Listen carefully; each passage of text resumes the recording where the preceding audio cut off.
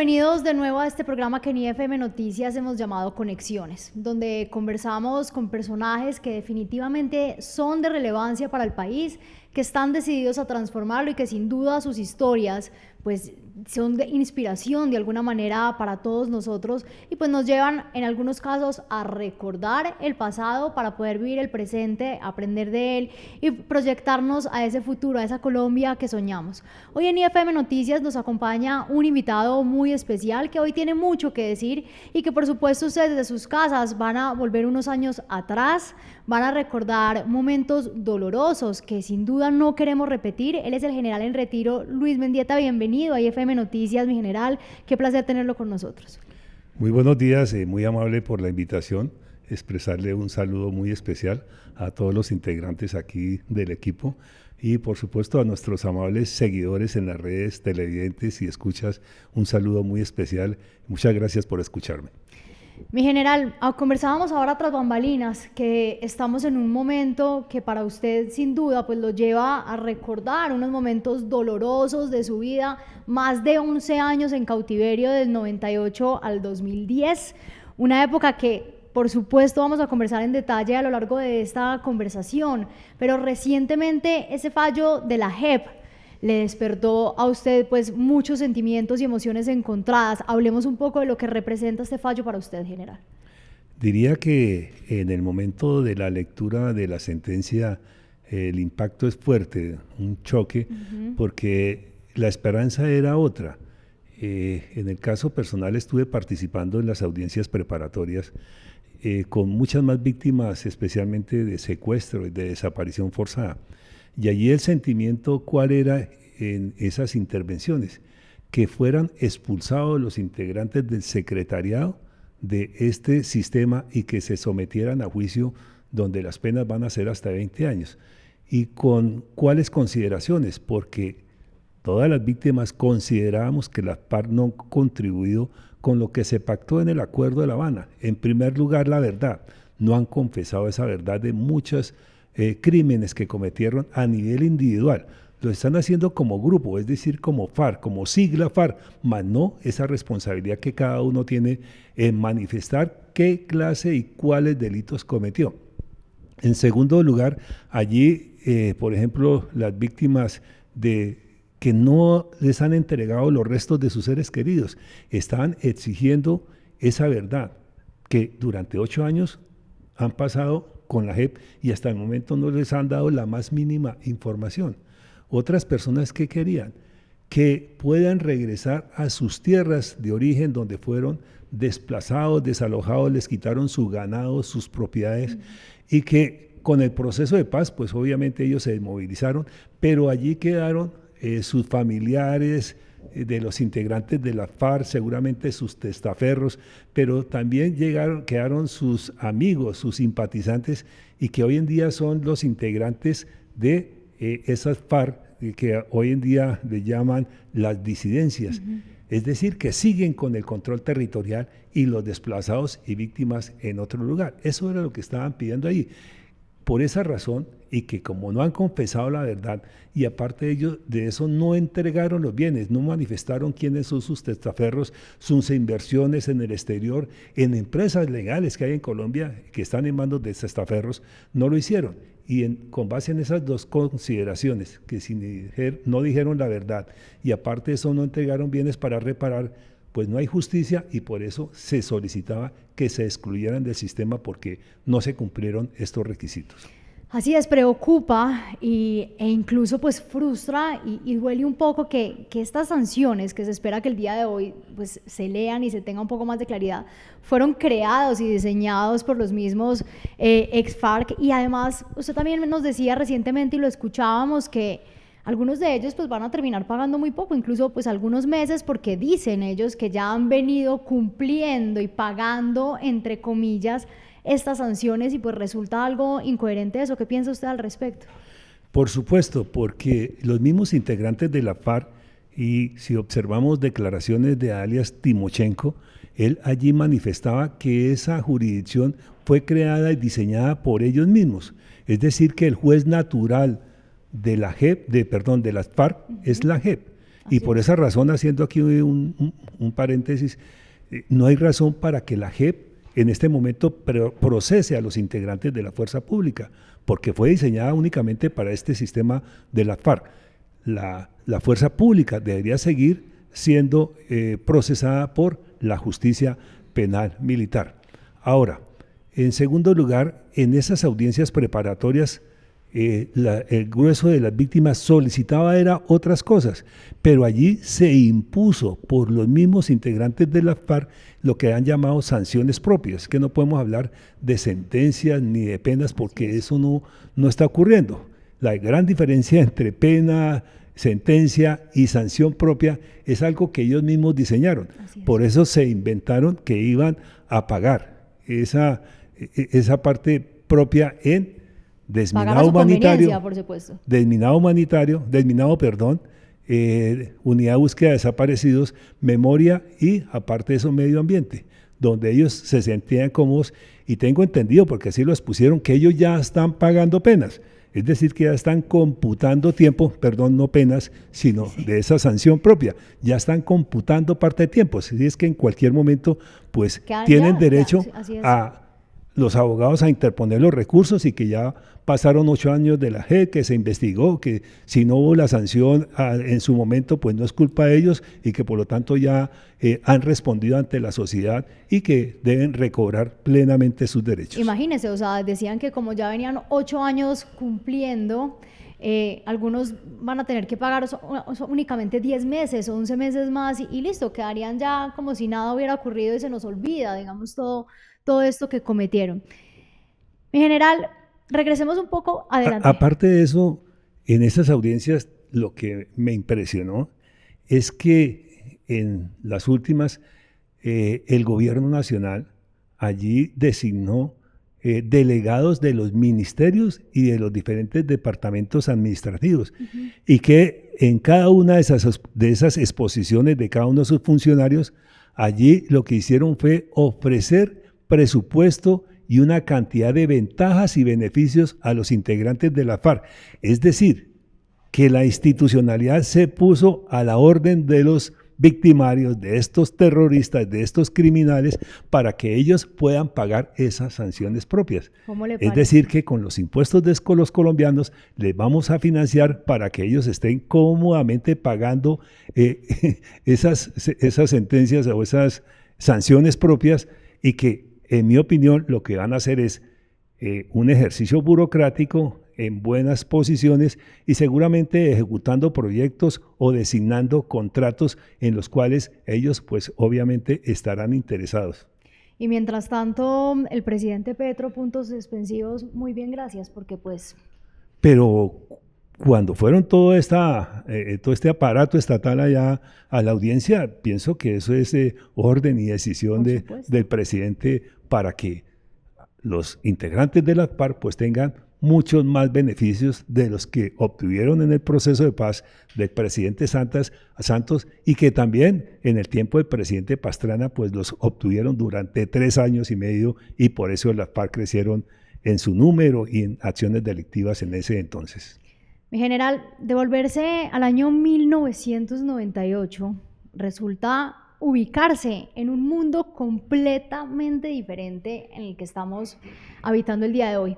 Ahora yo le decía, usted entró en un mundo y salió en otro completamente diferente. 1998 en MeToo, usted entra y cuando sale, la tecnología ya iba, mejor dicho, a otro nivel.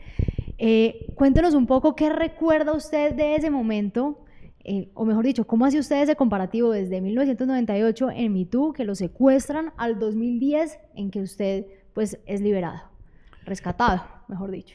Sí, en primer lugar pensaría que al llegar a MeToo, nuestro sistema de comunicaciones era obsoleto. Y de acuerdo a los informes de inteligencia que se hicieron en ese momento, la FARC ya tenía comunicación satelital y por eso coordinaron el ataque a MeToo, mientras que nosotros no la teníamos. Vea la diferencia de entrada al asumir ese cargo allí en MeToo. Se produce el ataque, se produce después el secuestro y nosotros quedamos aislados totalmente. Algunas anécdotas. En alguna oportunidad en estas jaulas de concentración vimos a unos guerrilleros con un aparatico y con audífonos. Asombroso, ¿qué será eso? Fue cuando salieron los MP3. Imagínese. Y nosotros decíamos, ¿qué es MP3? Cuando se presenta la situación de secuestro, en el caso de MeToo había un celular de los que llaman panela, de los grandes. Sí. Y ya al regresar a la libertad ver es que un celular está incorporado hasta fotografía, linterna y una cantidad de cosas. Eso es impresionante. Durante el tiempo también de estar en estas jaulas de concentración, diría que fue volver a los tiempos de la niñez en el campo. La mejor compañía del campesino, y que creo que hoy en día también en las diferentes regiones del país, es el radio. Nuestro campesino va a recoger café y se lleva el radio y ahí escucha música y escucha los diferentes sonidos. Para nosotros el radio se volvió muy valioso porque esa incomunicación de escuchar solamente los ruidos de la selva, de los animales, de la lluvia, era impresionante, y por eso desde el primer momento solicitamos a los mismos integrantes de la FARC que nos facilitaran radio. Ya cuando por fin nos lo suministraron, pues eso fue la mejor compañía, porque alguien decía, quien tiene un libro no está solo. En el caso nuestro, que no llegó un radio, nos sentíamos supremamente acompañados, porque escuchar las noticias, la música, los deportes, los partidos de fútbol de la Selección Colombia o de nuestros equipos favoritos, siempre y cuando nos dieran las pilas, porque había tiempos donde tocaba tener el radio en silencio. Y lo mejor, escuchar a la familia en los programas de radio donde les daban espacio y que llegara ese mensaje. Yo creo que eso nos llenaba plenamente. Por supuesto. Y cuando nos quitaban el radio por semanas, pues nos quedaba el recuerdo de la música, de las noticias y de las voces de la familia allá en lo profundo. Empieza uno a valorar lo esencial en ese momento, claro, ¿no? Y era lo que nos acompañaba en las noches, hasta que por fin nos daban radio y volvíamos a escuchar. Y ya en la parte final, en el año 2008 a finales, que liberaron a Alan Jara, nos quitaron a los 4 que quedábamos el radio. De ahí en adelante quedamos incomunicados hasta el día del rescate de la Operación Camaleón, que nos trajo la libertad. Es decir, más de año y medio totalmente incomunicados, escuchando únicamente los sonidos de la selva, de la lluvia y de los animales. Tremendo. Es que incluso entre los 4 ya ni hablábamos, porque ya de qué teníamos que hablar. Sí. Eso es una situación bien dura. Sin duda, pues además de esto, pasaron muchas cosas mientras usted estuvo secuestrado, perdió la movilidad incluso. Le tocaba a usted crearse bastones con lo que encontraba, e incluso recuerdo que hasta los mismos guerrilleros le hacían masajes con desodorante. Nos contaban acá, o sea, ¿qué puede recordar usted de ese momento que en realidad, pues imagínese uno tanto tiempo allá encerrado, aparte de estar incomunicado sufriendo eso? Usted sufrió también 2 veces paludismo. O sea, muchas cosas ocurrieron. Recordemos esos momentos y lo que representaron para usted y cómo se reflejan hoy en día. Sí, son muchas las enfermedades que se adquieren allí en la selva debido a la inclemencia de la misma, de la humedad, etcétera. Bien lo manifiesta usted, el paludismo, pero vienen otras enfermedades más complicadas como la leishmaniasis, Las que mentales, es la picadura, además, porque eso es una cantidad de cosas. Y por supuesto vienen los problemas psicológicos, tanto que un compañero de nosotros, Luis Hernando Peña Bonilla, presentó problemas psicológicos y lo sacaron de allí de la jaula y lo desaparecieron. Según nos dijeron, lo fusilaron. Entonces vean la situación que allí ocurrió. Pero volviendo a esa situación de enfermedades, cuando se inició el tiempo, cuando se finalizó, mejor, la zona de distensión y que se inicia el desplazamiento porque comienza el Plan Colombia, bombardeos, una cantidad de cosas, hubo una marcha que le llamamos la Marcha de la Muerte, que duró más de 6 meses transitando por la selva, y es cuando me enfermo, que las piernas no me dieron más, y en primer lugar me tocó cojear, y ahí fue donde tenía un palito para medio mantener la marcha. Posteriormente ya pierdo mucho más la movilidad, me tocó, fue 2 horquetas que hacían las veces de muletas y con eso avanzaba. Y ya hasta que quedé en el piso y no pude caminar durante 5 semanas. Wow. Pero aquí lo más también triste de todo este episodio es que como era la misma marcha de la muerte, mis compañeros y los guerrilleros salían hacia las 5 de la mañana a caminar y ellos llegaban 1, 2, 3 de la tarde al sitio, acampaban o se estaban allí en la selva y ya descansaban. Pues como yo no tenía la posibilidad, ¿a qué hora llegaba? Llegaba a las 10, 11, 12 de la noche y ya no había comida. No hay comida, entonces no hay nada. Tremendo eso. Y tampoco había sitio donde dormir. Entonces tírese al piso. Y aquí agradezco a Alan Jara que muchas veces me decía, vea, aquí yo le tengo un campito. Un campito era unas ramas en el piso y un plástico para pasar la noche. Además de eso, pues también surgió un hecho histórico que aún recordamos y que sin duda debe tener muchísima historia detrás, y es que usted fue ascendido mientras estaba secuestrado. Las oposiciones a esto, lo que costó, lo que realmente significaba este ascenso, ¿qué nos puede decir usted? Usted se convirtió sin duda en la persona con más alto rango de estar en poder de las FARC. Sí, así es. Pero ahí volvemos también otra vez a la misma situación del secuestro, es decir, del año 98, el 1 de noviembre. Al día siguiente, por cuestiones de normatividad, la misma institución a mi familia le disminuyó el sueldo en más del 50%.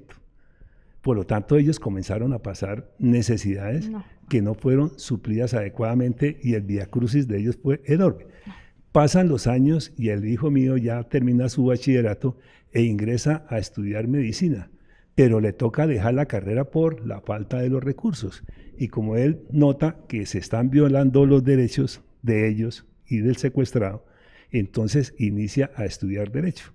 Y allí, en sus estudios, es donde saca las conclusiones y convence a un grupo de abogados y, aparte de eso, a integrantes del Congreso Nacional para que se produzca el ascenso. Y es donde Germán Vargas Lleras él presenta el proyecto, lo expone y se logra el primer ascenso.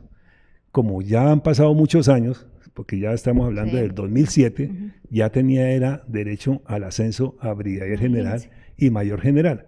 Por lo tanto, el hijo nuevamente vuelve y presenta el proyecto, hacen todos los estudios, van al Congreso de la República y allí la representante de la Cámara, Lucero Cortés, impulsa el otro proyecto y ya nos reconocen los grados a los cuales teníamos derecho y se produce ese ascenso y por eso quedo con el grado de mayor general. Se produce el rescate en el año 2010 y ya en el 2011 yo tenía derecho a ascender al grado de general. Increíble. Sin embargo, por decisión del director general de la policía, del ministro de Defensa y del presidente Santos, deciden que no debo ascender y por el contrario, cuando regreso ya de la comisión, me exigen es que debo retirarme de la Policía Nacional y me tocó pasar el retiro. Definitivamente, se queda uno sin palabras, mi general. Volviendo a este tema del fallo de la JEP, ¿qué dicen las otras víctimas? Supongo que usted ha tenido conversación con ellas. ¿Qué dicen? ¿Qué cuentan? Sí. ¿Qué les preocupa realmente? Que sin duda, pues... Sí, hay varios grupos que los tenemos en redes y pues están supremamente dolidos. Se habla de una total injusticia, de interponer recursos ante la Corte Interamericana de Derechos Humanos. Otros que debemos de ir ante la Corte Penal Internacional. Hay diferentes pronunciamientos, le han hecho ya análisis a la misma sentencia que salió y donde pues en términos generales alguno de los abogados anoche manifestaba lo siguiente: en la misma sentencia se habla únicamente de todos los beneficios y derechos que tienen los victimarios, los terroristas e integrantes de la FARC, y por ningún lado las víctimas que ellos ocasionaron. Estamos ahora, y lo conversábamos justo antes de iniciar esta conversación, pues se nos están acercando unas elecciones presidenciales que, pues una campaña que empezó muy rápido, sin duda, este país está totalmente desencuadernado, hay una lista grande de retos y de preocupaciones, pero se nos está olvidando también el Congreso. Esas elecciones que también se acercan y que sin duda son fundamentales las estamos dejando de lado, no entiendo por qué. ¿Tendría usted también la intención de volver a buscar una curul en el Congreso?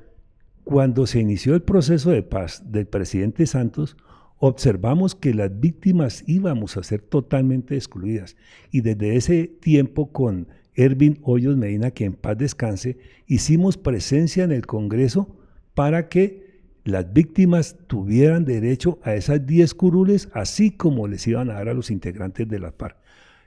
Intervenimos, muchas veces nos dejaron hablar allí en las diferentes comisiones, pero no hubo una decisión política que apoyara a las víctimas. Por eso, en su momento, después decidimos recoger firmas para crear un movimiento político representando a las víctimas. Infortunadamente, en el Consejo Nacional Electoral y en las registradurías nos negaron la posibilidad, según nos dijeron, por instrucciones y órdenes en ese momento del presidente y del ministro del Interior. No sé qué tanta injerencia tendría. Como no se logró, después, hace 4 años, ingresamos con el Centro Democrático para ver si era posible esa curul para Senado en ese partido político. Infortunadamente no tuvimos el apoyo necesario y no se logró acceder a la curul. En este momento estamos nuevamente recogiendo el sentimiento de víctimas, especialmente de la fuerza pública, pero también de todas esas víctimas que hicimos presencia en la JEP y en todas las audiencias, porque la única forma de obtener beneficios o de tener seguramente justicia es que representantes de las víctimas lleguen allí al legislativo para que se hagan las normas, las leyes, para por fin saldar esa deuda que se tiene. Porque podríamos considerar que en este momento hay 26 curules regaladas por parte del Estado a los integrantes de la FARC en perjuicio totalmente a las víctimas. Y allí, pues ellos son los que están obteniendo los beneficios y sobre todo la capacidad de legislar, de crear normas en beneficio de ellos y en perjuicio de las víctimas que ellos afectaron durante tanto tiempo.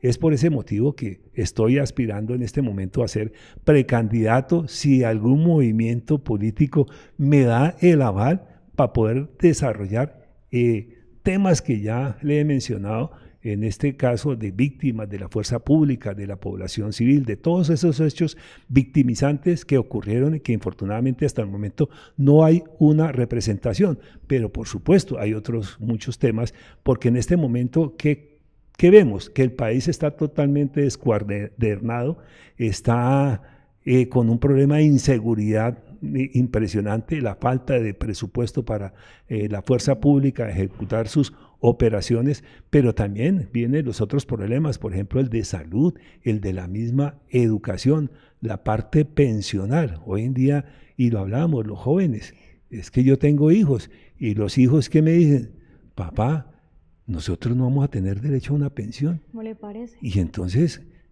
me preocupa, los jóvenes, la juventud, las nuevas generaciones, y ojalá podamos contribuir con un grano de arena para servirle a toda la sociedad, a la comunidad y al país en general. 3 cosas bien importantes, mi general, de lo que usted acaba de mencionar. Lo primero es el tema de la justicia, que hay que buscarlo por fuera. Pues si no tenemos justicia ni garantías en el país, pues tenemos cada uno desde donde está, tener que levantar la mano y alzar la voz para que se haga justicia. 2, no olvidar el Congreso.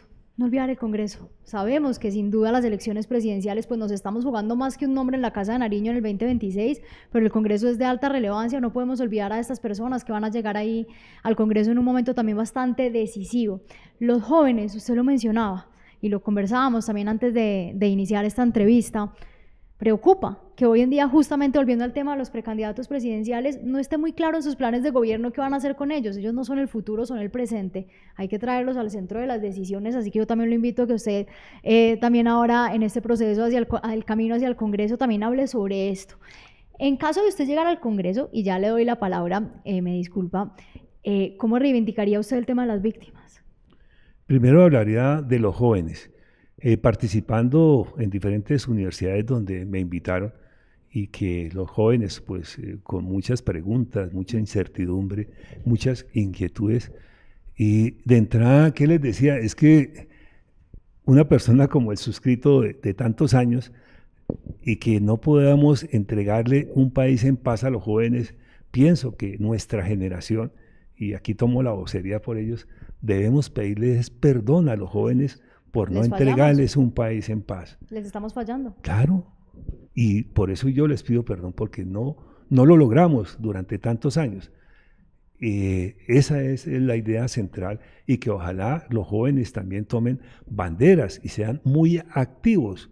Y qué mejor escenario que la política, sin violencia, por supuesto, para llegar a ocupar los diferentes escaños, desde ser ediles, ser concejales, diputados, alcaldes, gobernadores. Eso por la parte política, pero también aspirar a llegar a las otras ramas del poder público donde también pueden desarrollar sus actividades. Por ejemplo, la parte del mismo ejecutivo, pero también la parte judicial y los organismos de control. De todas esas entidades depende que ustedes también hacia futuro ocupen esas posiciones para tener un mejor país. Ahora, en el tema de las víctimas, pues hay una deuda histórica que en el legislativo se tiene que saldar. Inicialmente diría la representación política, pero también la posibilidad que así como a las FARC se les creó un sistema especial, también se cree para las víctimas. Menciono, por ejemplo, algunas de las entidades que se crearon durante el tiempo del presidente Santos, la misma JEP, la misma Comisión de la Verdad, que únicamente la hicieron para los victimarios. En este momento se debería nuevamente hacer otra Comisión de la Verdad donde las víctimas tengan derecho allí a participar. Y por eso es preocupante que en esta decisión del fallo las FARC vayan a trabajar memoria, es decir, muchas veces en la historia se dice que quien cuenta la historia y la memoria son los vencedores, y aquí nos van a obligar a que las FARC en los próximos meses y años van a contar la memoria. ¿Qué memoria van a contar ellos? Lo que les conviene como vencedores, y es decir que ya nosotros fuimos vencidos y las víctimas no vamos a tener derecho a ese propio relato. Me llamaba la atención que el primer proyecto que creo que van a hacer en este momento es en el Valle con el tema de los diputados. Imagínense la FARC haciendo la memoria y la historia de todo lo que ocurrió con los diputados del Valle, cuando deben ser las familias, los hijos de los asesinados, el mismo Sigifredo Hoyos, quienes la JEP o qué sé yo qué otros organismos nacionales e internacionales les financien sus proyectos. ¿Para qué? Hacer revistas, hacer libros, hacer documentales, hacer películas y sobre todo ser los promotores a nivel nacional de esos eventos dolorosos, por supuesto trágicos, pero qué mejor que ellos se lo cuenten al país y al mundo entero en sus palabras y no en las palabras de los victimarios, porque ahí cambia todo un 100%. Usted más que nadie sabe cómo está debilitada la fuerza pública hoy en día, que están con las manos atadas, mejor dicho. Hay que devolverles la honra y la dignidad definitivamente. Yo creo que ese es uno de los primeros pasos que hay que dar en un nuevo gobierno. ¿Qué piensa usted del impuesto de seguridad interpuesto por el gobernador de Antioquia? ¿Está de acuerdo usted? Sí, por supuesto, porque los recursos para sostener la seguridad muchas veces no son suficientes. Recuerdo, nosotros nos tocaba casi que hasta mendigar para tener recursos para echarle gasolina a una moto o a un vehículo o para reparar. Incluso nos tocaba con el comercio pedirle la colaboración cuando se daña el motor de un carro para hacerle el mantenimiento. Esa fue la situación que viví en un tiempo. Hoy en día, pues obviamente, y creo que hace unos años también se creó el impuesto de seguridad en algunas regiones del país. ¿Qué ocurre? Que infortunadamente algunos dirigentes políticos y mejor del Ejecutivo, en algunos sitios se creó el impuesto de seguridad, pero ¿qué ocurrió? Que después ese impuesto de seguridad lo convirtieron en otros temas, entonces le fueron añadiendo otros ítems donde se debería invertir ese recurso del Fondo de Seguridad. Y por eso se debilitó la parte económica y presupuestal de la fuerza pública. Yo soy partidario de que sí, incluso en varias partes que he estado, muchas personas mencionan, estamos dispuestos a colaborar para sostener la fuerza pública. Y claro, los recursos son importantes, los medios son muy importantes, pero en este momento creo que hay una falta en la decisión judicial y legislativa especialmente, para que la fuerza pública tenga garantías jurídicas en sus procedimientos, que no queden sometidos a una fiscalía, a una JEP, a justicia y paz a una cantidad de entidades que van a estar supervigilando cada una de las actuaciones de la fuerza pública, y por eso también los organismos de control, Procuraduría, Personería, Defensoría, una cantidad de entidades que entran a controlar a la fuerza pública, es decir, que lo que usted manifestaba quedan maniatadas en ese momento. Total. En este momento tenemos que darles garantías y ir hacia atrás, porque no es justo que en este momento se esté presentando una justicia vengativa.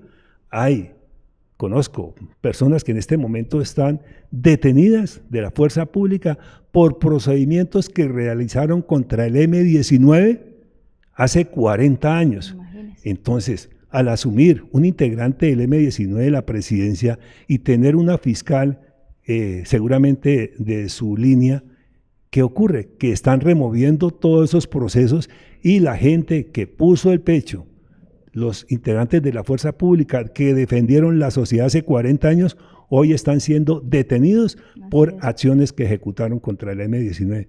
Entonces aquí se necesitan garantías jurídicas. Me pongo en los zapatos del soldado, del policía. Yo creo que en este momento es muy difícil proceder a actuar porque se le exige por parte, no sé, de algunas autoridades, sí, vaya y ejecute X o Y procedimiento, lo realiza y después él queda solo, el soldado, el policía, y tiene que asumir los costos de su defensa, de todos estos organismos investigativos que le he mencionado, es decir, los procesos penales, disciplinarios, administrativos, y por qué no también de la justicia internacional, porque muchos de ellos pues van a sufrir esas demandas ante escenarios internacionales y les va a tocar responder. Antes de terminar, mi general, hay una pregunta que no le puedo dejar de hacer porque por supuesto pues también hace parte de esta lista de desastres, por decirlo de alguna manera, del presidente Petro. ¿Qué piensa usted de la desertificación de Colombia? Grave porque es una sanción, en primer lugar, como lo hemos escuchado, parece que no va a haber implicaciones económicas, que hace unos años sí han estado recortando el presupuesto de esa ayuda de Estados Unidos, pero viene la sanción moral, no solo para el presidente en este caso, sino para todos los colombianos, porque pues quienes hemos tenido, gracias a Dios, la oportunidad de salir del país y de estar en el extranjero, allí siempre estarán pendientes de qué ocurre en el país y de acuerdo a lo que pase, pues así mismo son las noticias, así mismo tratan a los colombianos. Entonces una desertificación implica que a los colombianos les van a exigir muchos más requisitos para ingresar a determinado país o los van a someter a muchas más requisas, a más controles, y también viene la limitación de quienes salen a otras partes, serán también narcotraficantes, serán bandidos, y vienen las represalias, vienen sobre todo la parte donde se les censura, pero también la exclusión, es decir, que si aspiran a obtener un empleo en el exterior o un cupo en una universidad, pues por esa desertificación van a tener una mancha, podríamos decir, por ser colombiano, con base en esa desertificación. Mi general, en IFM Noticias hemos tenido algo como costumbre que se nos volvió casi como un ritual, y es inevitable en estos tiempos caer en ese discurso del pesimismo, pero no podemos permitirlo. No podemos permitirlo. Hay retos, hay desafíos, hay preocupaciones sin dudas, pero la esperanza no la podemos perder. Tenemos sobre todo que seguir trabajando por los jóvenes también, y por los niños, y por nosotros mismos, y por ese país que soñamos. ¿Qué mensaje de esperanza y de confianza le daría usted a Colombia hoy para que sigan creyendo? Hemos salido de peores, de esta también vamos a salir, y para que sigan buscando oportunidades acá y no se vayan. Cuando estábamos ahí en las jaulas, los mensajes de la familia eran: resistan, porque mientras haya vida, hay esperanza. Pero desde la posición mía, estando ahí en la jaula, era: si hay esperanza, hay vida. Por eso la esperanza no la debemos perder nunca y la debemos de alimentar permanentemente. Ahora, mi mensaje, ¿cuál es? Y me disculpan el ejemplo personal. Adelante. Yo todos los días le doy gracias a Dios por un nuevo día. El hecho que pueda estar vivo, que pueda estar con salud, que pueda estar en libertad, que pueda disfrutar de muchas cosas maravillosas que existen en el mundo, es un gran privilegio. Y el hecho de tener en este momento luz, ¿cuántos años en la oscuridad total de la selva? El hecho de poderme esta mañana haber bañado, de haberme colocado una ropa limpia, seca, de haber desayunado, de estar en este momento en una silla cómoda, de haber dormido anoche en una buena cama y no en la tierra o en una tabla, son privilegios que el Todopoderoso nos concede. Por eso el mensaje sería a todos ustedes: sigan alimentando esa esperanza diariamente, y que quienes somos creyentes en Dios le pedimos que ojalá tenga Colombia un mejor futuro para todos los colombianos, y los que no, pues que hagan un trabajo e invoquen, qué sé yo, el mismo universo, para que allí ese universo responda a todos los colombianos para tener un país mucho mejor.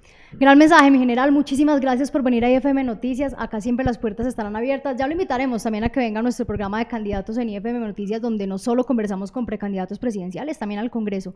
Muchísimas gracias y bienvenido siempre. No, a usted muy amable por la invitación, por la atención, y qué grato nuevamente saludarla, agradecerle a todo el equipo periodístico aquí presente, pero sobre todo a todos nuestros amables seguidores por estas redes. Muchas gracias por escucharme.